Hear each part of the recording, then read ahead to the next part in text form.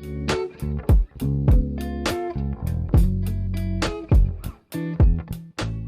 are all traveling on our yellow brick journey, and today we're making a pit stop on the Mac Attack Show. I am Clyde Cool Mac Dowdy, VP for Athletics and Recreation for Bowie State University, a member of the CIAA. My lovely partner on this broadcast is Jackie J. Mac McWilliams, the commissioner of the CIAA. The Mac Attack is an uptown, downtown, crosstown walk inside and outside of the resilient CIAA. J. Mac, who we got on the show today? Good to see you, Clyde. It's good to see you, Cool Mac. I'm so excited for today's guest. You know, I love student athletes. This is the work that we get to do every day. We don't just have just regular student athletes. We got student athletes that are always doing something, engaged, traveling, moving. We've got Faith from Claflin University, track runner, just a brilliant, energetic person. Love watching her on Instagram. And then we also got Walt Williams, Virginia State University basketball player. Glad to have him here as well. Just somebody who's active on his campus. These are just not student athletes, Clyde. These are students and they're athletes and they're engaging in their communities and just really showing face every single day. And they're seniors. So I can't wait to talk to them and just see where they are and how things are going. So I'm ready, Clyde. You ready? Yeah, and let's kick it off with Faith. Hey, Faith, you done played in two different conferences. What was it like coming from the SIAC to the CIAA? Yeah, well, the SIAC was definitely a great conference. I started my freshman and finished my sophomore year in that conference. Nothing but love for it. I definitely experienced a lot, learned a lot from the conference championship there. So it was a lot of fun. With the CIAA, I have to say I'm a little biased now, but I absolutely love it. It's definitely a family. It's a very competitive conference, and I've had nothing but good experiences at it. That's great. As a senior, you're getting ready to graduate, right? Yes, I actually completed my last assignment today, so I am ready for this degree. Retweet. Wow. So what does that feel like?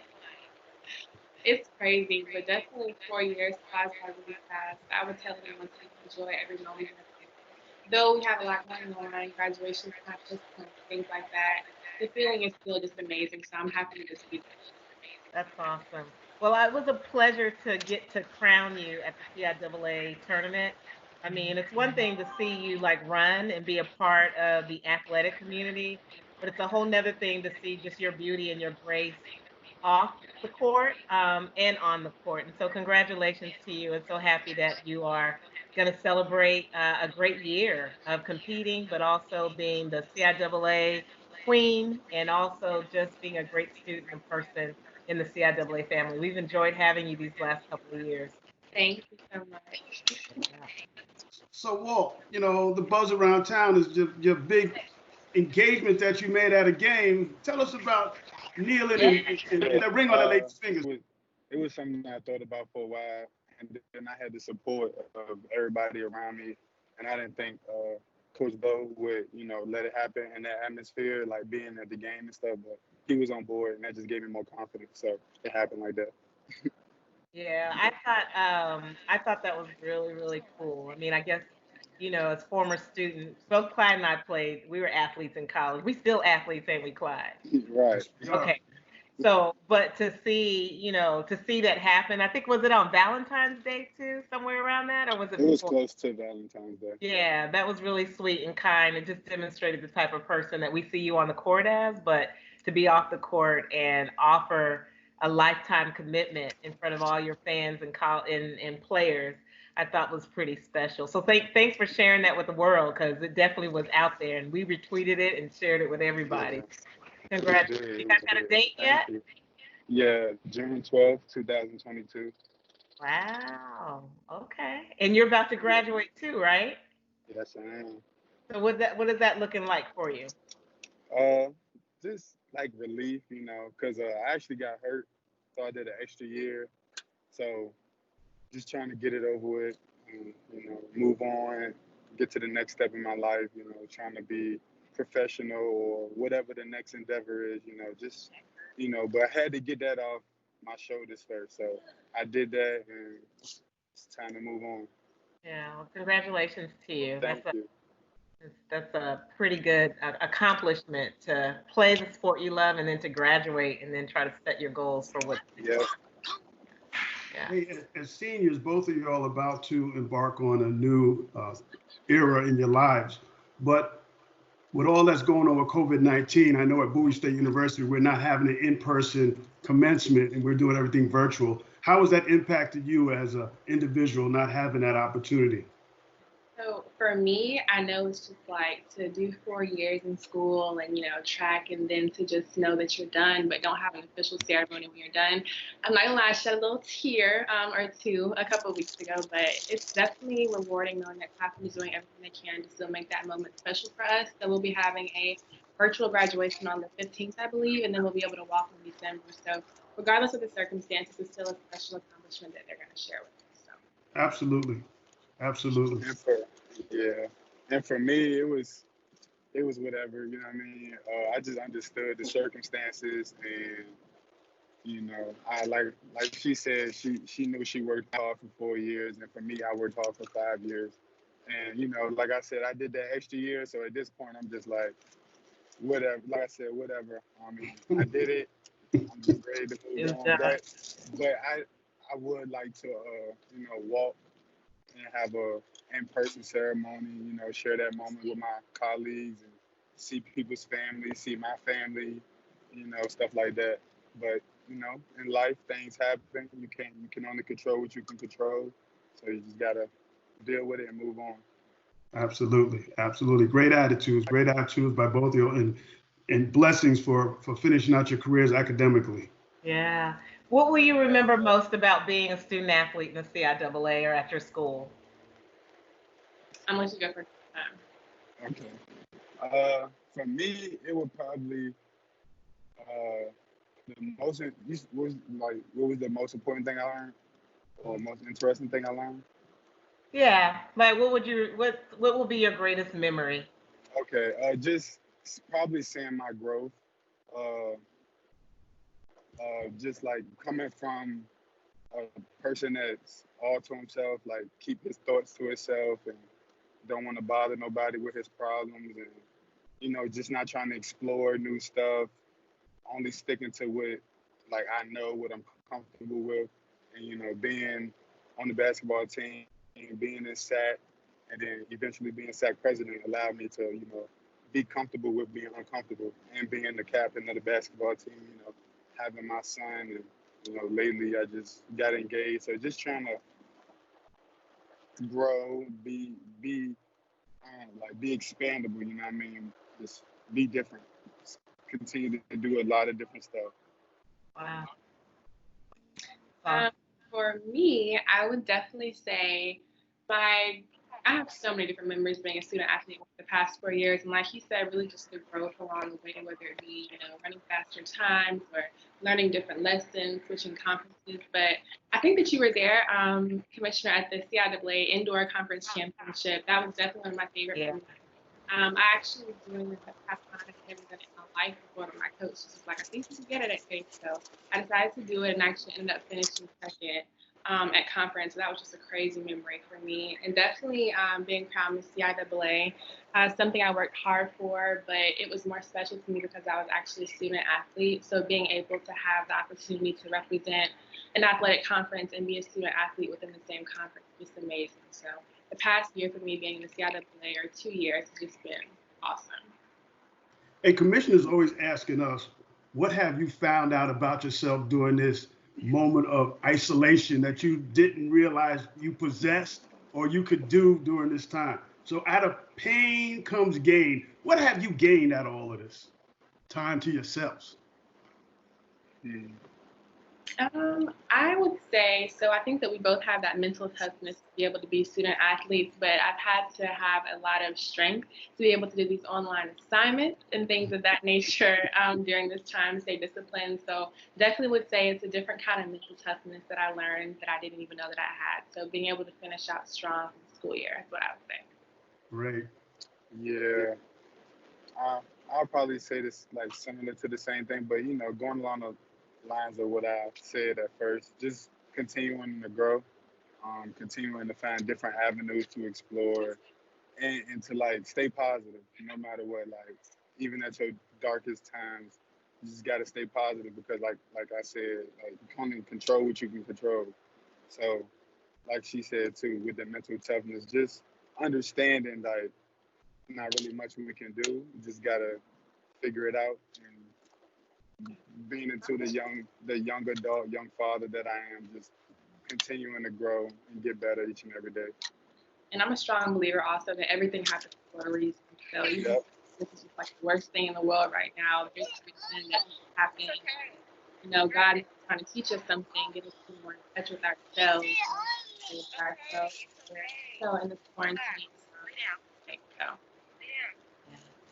Well, let me just say this to you guys, as I'm trying to hold back tears because I'm so proud. I'm so proud of you, and I'm thankful that we have the caliber of students and athletes in our conference. I see a man and I see a woman, right? I see young people who have blossomed to be great leaders in their communities, to be great fathers in their homes, to be future mothers and wives or partners. And I just really appreciate you guys taking the time to spend with Clyde and I today. This is the job that we get to do every day. And my prayer is that as you are a student or you work in this conference, that you feel like there's been something that you gained and that you left behind. And so thank you for leaving your legacy and making impact in my life personally, but I think in all the lives that you have reached as a student and student athlete at your institutions. It has been more than a pleasure. And you have to know, and Clyde and I say this with all heart, if there's ever anything that we can do for you in your comings and your goings, you know that this family is here for you all the time because you are CIAA for life. And before we let you go, what would you say to the young Panthers coming in and the young Trojans coming in, and how are they going to look at our new type of normal and rise to the heights of what we're involved with right now? Yeah, I would just say, just understand that everything happens for a reason. Everything is definitely a part of your growth. So one thing that I'm very big on is being authentically yourself, because there's no person that can be you better than you. So just learn about yourself, grow over your matriculation at your university or at Classman, and just be the best thing that you can be, regardless of anything that's going on. Beautiful. Brother Walt? I would tell them, scared money don't make no money. So you can't be scared.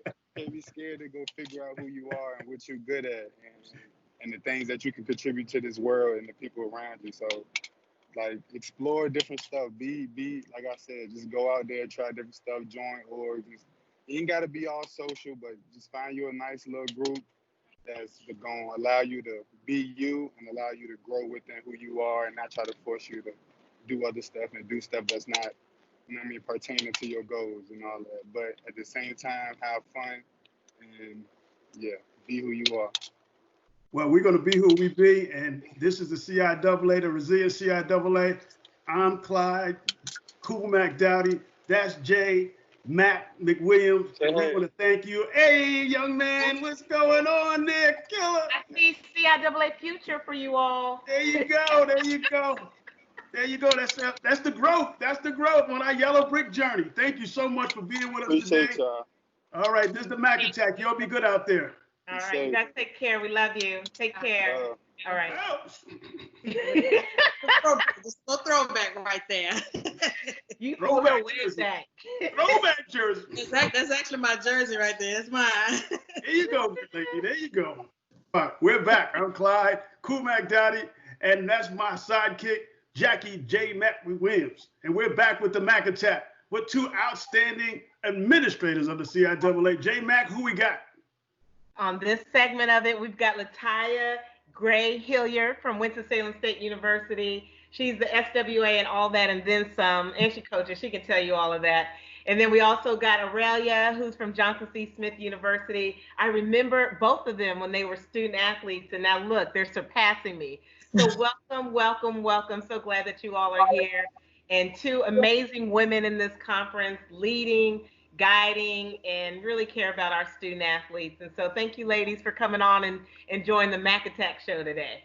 Thank you for having me. Hey, Lataya, you really exemplify what it is to work as an administrator in Division II. You got like 18 hats. So tell us a little bit about how you function from SWA, coach, administrator. How is that? Well, I think that being a student athlete had trained me to do all those, to be in all those roles and handle the responsibilities. At Winston-Salem State, I do serve as the head softball coach, senior woman administrator. I'm the deputy Title IX coordinator for athletics and the SAC advisor. So a lot of titles, but once you get going, it's really about just caring for the student athletes. And that's what I get to do each and every day is help create an experience for our student athletes. So that's in a nutshell that creating an experience for the student athletes has been afforded to me as a coach and as an administrator. So it's nothing that comes hard. I was a student athlete. I knew how I wanted to be treated and what I wanted out of my experience. So at this point in my life, I get to do that for others. Hey, I have a question for you. You know how they ask you if you played 2 sports, which one did you like the best? Out of all the 20 jobs you have, which one do you like the best? Which one do I like the best? I believe I like coaching to an extent. So I say that because I'm competitive, and I love the win. But then I get off the court and then I got community service. I got nominating people for awards. I'm trying to figure out the best way to make them viable. How can they stand out from the other student athletes? So I just love to win. So as a coach and as an administrator, I get to do both. But if I had to choose one right now that would allow me to win most consistently right now, would be coaching. Yeah. Good. That's good. Oralia, you've been in the media. There's not many women who are in the media, but we're seeing more in our conference. It's nice to see the number of women that are sports information directors and just the growth. If you remember back in the day, we may have had 1, maybe 2, but we probably got 5 or 6 women, maybe 5 women that are leading. So tell us a little bit about just your experience being in the media. You're at Smith now, you've been at Livingstone. We know you from St. Paul's, but I've seen a lot of growth, and I'm just really proud just to watch you and see where you were and where you come from at this point. So just talk a little bit about where you are and how you're feeling about your role currently. It's an amazing opportunity for me because coming from St. Paul's, it was a one-woman shop, and even going from the CIAA to the NEAC to the SWAC, it was also a one-woman shop, but we were under someone. But the growth from just being just the one person, but now it's evolving around. You have women who are leading the sports information department and have people under them working with them, and then coming back here to the CIAA, seeing more than just 2 women in the CIAA sports information department. That's a big thing in my heart. And I say, hey, if you need anything help, I'm here for you. Or you can reach out not only in the HBCU community, but also in the PWI community. We're also here to help out. Just don't reach out to the main ones in the HBCUs, but also in the PWIs, and they are also willing to help out. Yeah. Hey, Oralia, our jobs are constantly evolving. When I got into this business 30 plus years ago, it was very simple. Now with the development of technology, especially in your area, you're called on to do a lot of different things that people just don't realize. Could you tell us a little bit about some of those things that impact what you do on a daily basis? It's like you have to go back to school. You have to continue to read. You always have to update yourself every day. Like I'm learning about Microsoft Teams now. That's something new in my book. I was like, oh, what is this Microsoft Teams? It's going back to school. So I'm like, well, let me see what this is. It's a continuous thing. Opportunities always falls. And that's why I always tell my students, hey, you have to read on this. You have to know what this is, especially with Adobe products and everything, with Photoshop and InDesign. If I don't know what it is, let me go read up on it, or let me go to Visual and see what it is, because I'm the type of person, I would like to see it. Some people like to read it, but it's a continuing thing. You have to keep updating yourself all the time. Yeah, is that exciting, or does it feel challenging? Or, because we've got people in, like Clyde said, a lot of us have been in this for 30 years, and so change is really, really tough, right? So we're learning how to use Teams and Zooms and all these other technology, but I also recognize if you don't, you're going to miss the opportunities to connect with your students. You're going to have the missed opportunities to connect with the world because it's evolving, this social media and all these things. This is how people are connecting. So is it challenging to you? Or are you finding, that it drives you and, to push you to want to learn more so that you can share and help others and help us move along with you? I kind of like it because I know I'm looking over Adrian's shoulder. Adrian's like, okay, oh, move out the way. Because I'm like, I want to see what he's doing all the time. Because with all the gadgets and everything, I'm like, okay, I want to see what this button do and everything. And I'm like that little kid. What you doing? Can I press that button? Can I do this and do that? I like it because I want to be the next DJ. Okay, let me flip to this one over here. So I want to be the one editing. I'm like, let me do that video. And I don't want to bother, so like if I have someone that's editing the video, I don't want to bother them. Let me do it. Now, I just love doing that. Yeah. Hey, Lataya, we talk about technology advancements. How has social media impacted you as a coach and an administrator with what you do? Yeah, it has been different. I think, I don't consider myself old, but I am not technology savvy. But in this time, I've had to rely on social media heavily, not only to pretty much make sure that we're still relevant as a softball program, but that our student athletes are still being acknowledged. So we've taken the time to do things differently. So we talk about IG Live, and we had an opportunity to do that, even down to a mental wellness symposium. So we're really taking advantage of an opportunity to meet student athletes and where they are. And that's what they enjoy is social media. That's the only way. I'm not gonna say the only way. That's the most creative way we've been able to stay in contact with them to make them want to engage. So it has truly been an asset to us during this time. And social media, we didn't really sway to it as older adults, but I think now that we're becoming more engaged with it and we're understanding more because it's allowing us to meet our student athletes where they are right now. Are y'all on TikTok? Y'all got a TikTok dance? I have not done a TikTok, but I truly enjoyed the presidents and the ADs who did it. I thought they did a great job. So I haven't taken advantage of that opportunity yet. You're talking about teaching the old dog new tricks. Well, Jackie has been that old dog, and she got a lot of new tricks because she's all over social media. Hey, she's way more advanced than I am. Yes, she is. She's got us all beat. I love it. I think I am a millennial. Or whatever you want to call it. I love this stuff. I think it's the most creative way to demonstrate creativity on your platforms if you use it in the right way, right? I think there's so many people who can be impacted by your messages if you do it the right way. So it's fun to me. Absolutely. I have a question for all you ladies. This field of athletics has normally been a man's type of world, and you ladies are now developing and branching out and reaching out. So tell us what it is to feel like this empowerment that y'all are experiencing right now, because I love it, working alongside my SWAs and all my female coaches and trying to empower them to be who they want to be in this environment. Well, I would say Jackie asked me earlier, which one do I like the best? And I said softball because I love winning, but at the end of the day, to be an administrator and have a seat at the table has been very instrumental for me. I think that I've been blessed to work on the 2 female ADs. Well, I'm gonna say 3. Let me correct that because I worked on the Ann Little as well. Yeah.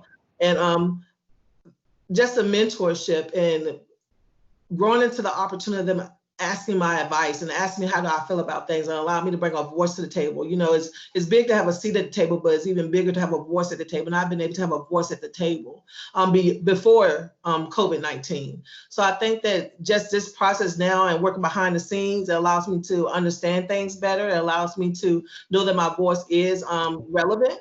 And that what I say does mean something, and it's helping not only myself, but our student athletes. And I hope that when I leave here, another female will be able to have a seat at the table and do the same thing that I've been blessed enough to have the opportunity to do. Yeah. Brilliant. As for me, it was a learning opportunity, commissioner, I knew her from the CIAA, and then she went on to the NCAA. And then when St. Aug hosted the cross country, the first HBCU, that was a learning experience for me, and I didn't know what to do. And so I like to learn, from the female ADs, and I took that as an opportunity. And then me receiving a grant to go to CIAA last year for more, I learned from each woman, as from compliance, from the ADs, other sports information directors. That was a learning opportunity for me, and I'm using those gifts right there to advance my career. And Jackie, you're always around all the big boys on the national level. How does it feel to be up there doing what you do?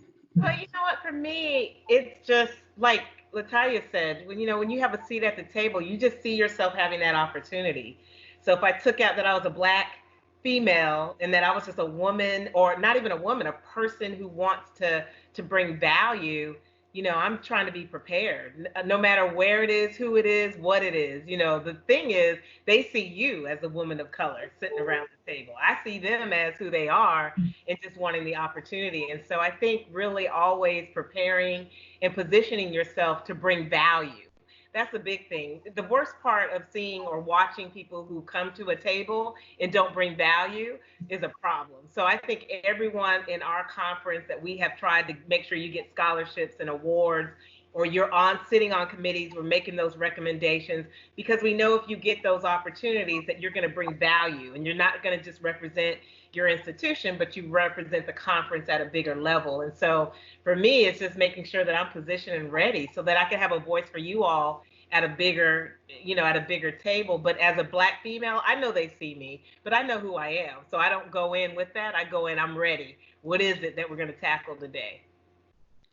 So ladies, we always ask the question during this COVID-19 isolation period, what have you found out about yourselves that you did not know before? Yes. Oh, I went first last time, I think. Patience. I'm always in a rush. So it's all about patience and everything for me. So All right, slow down. you know what? So I always say the trainers in media are two that are just ongoing. Like we move, but you all are moving, and normally you have 1 to 2 people in your shop and then other helpers and stuff. So sitting idle and sitting still, what is that feeling like in being patient for you?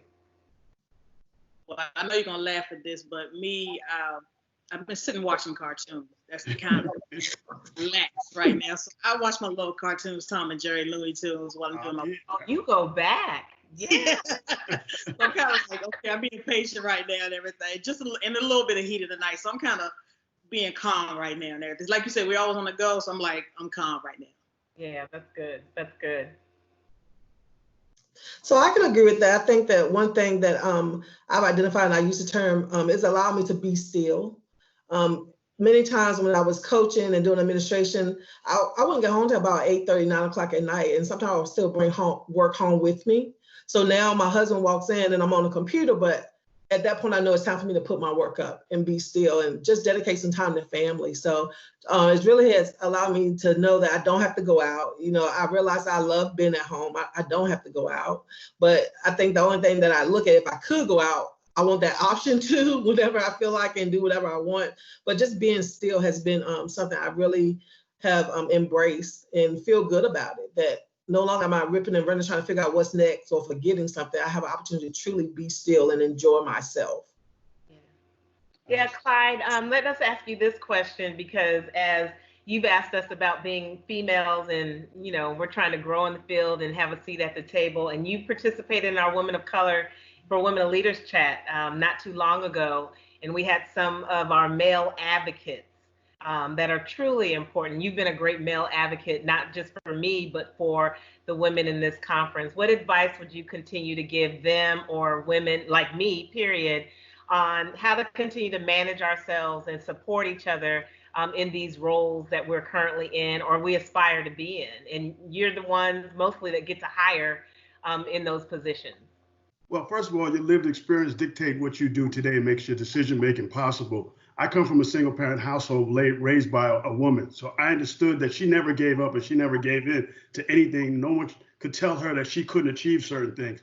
So that has always been my mantra when I'm dealing with anybody. You said it right, Jackie. Having that seat at the table is important no matter what you are, because I've been around the table with a lot of men and they don't know what they're talking about. So it doesn't matter if you're a male or woman, it's what you bring to the table and how you articulate the message and how you do your job tasks. So I'm looking at people who want to step up to the plate, whether they're men or women, and say, look, I want this opportunity. And to be honest with you, more women are more conscious about their future than a lot of these males that I come across with. They do a lot of talking, but there's no action behind it. The women I speak to, especially the younger women, they come in dedicated, they know what their mindset is. So I'm going to provide them with a vehicle to be successful if they want to be successful, if I have it within my resources. So I just look at each person as an individual. And I tell you, the women that I've worked alongside of and for, I work for a great woman president, Dr. Bro. She's articulate, she's polished, she's positive. And all of those qualities are helpful as we nurture our youth in today's environment. So just working with people, working with women who want to be in these positions is just incredibly intrinsic for me. And it's been a profound pleasure. That's awesome. Do you all know we have 6 female presidents in our conference? 6. Half our board are women. Is that incredible? It is. It's incredible. And all 6 of them are women who are confident, women who want to help and support. Like there's not one that you feel like doesn't feel like they're going to be taken over by another, you know, because oftentimes as women, we're so busy and focused on ourselves that we forget about the people around us and how we communicate and our attitudes towards one another. And I can tell you to watch them and how they communicate and love on each other and support each other despite whatever they're going through is just endearing to be a part of. I've not always been around women leadership like that, particularly with women of color, because there's not many of us in the position. And so I would encourage you all, as I continue to see the women grow in our conference, to continue to be a light in each other's lives and help support each other despite where you are. I mean, the worst thing to see is insecure women trying to mentor women when you're insecure, which is crazy. I don't know if any of that made sense, but it made a lot of sense to me from my own experience. So, and Jackie, I would like to add also too that women bring another dynamic to the table that men tend to overlook and forget about. And I think that's very important for the balance. We always talk about life in the balance, and we need a balance, because if you got all men thinking at a table, or you got all a homogeneous component at a table, they just think alike. They don't look outside of that particular area to say there's differences or there's something else we could do differently. So these decision makers are now have more of a balance to it, and it impacts a wider range of people. So that has been very, very important as we move along in this paradigm. Yeah. Oralia, you guys have any thoughts about, you know, Clyde and I get real excited, so we just go off. It's like reflection time for us, but just, you know, anything that we said that kind of resonated with you, or anything that you would give us some words of wisdom as well as we move on through our day? Words of wisdom: pray every day. You know, just have faith. I always, you know, tell my kids, even the ones that graduated from Livingstone, they called me, it's like, Ma, I graduated. I said, well, what did you do? He just said, I thank God every day. And he said, I thank God for you, because if it wasn't for you, I wouldn't know where I'd be, you know, at this time. So I just tell him, just thank God and pray. That's awesome. That's awesome. Latoya? I think just you all created space for conversation is a huge part of it. And I think as we can be more creative, on top of being grateful is part of it. You know, we just take things for granted that we have, and we don't realize how grateful and how blessed we are. So just be grateful for the small things and try to find the bright side and on those things. But if you can create a space where these types of conversations can be had, I think that's awesome in itself. Just listen to you all speak and just bring some highlight to my day to make me go back after this and reflect on some things is huge. So to be able to be creative and create a space and just be grateful for the opportunities that we have, even though it may not be the ideal situation we think we should be right now. Yeah. Well, we want to thank you ladies today as we continue to travel on Yellow Brick Road, and what you do every single day, every single second to make the CIAA be the change agents, because you are the change agents. Change is all about adjustments and improvements, and you ladies are doing that every single day. I am Clyde Cool Mac Dowdy, and that's Jackie J. Mac Williams, and we want to thank you from the bottom of our heart for being part of the Mac Attack Show today. Thank you. Love you guys. Love you guys. Be good, all right now?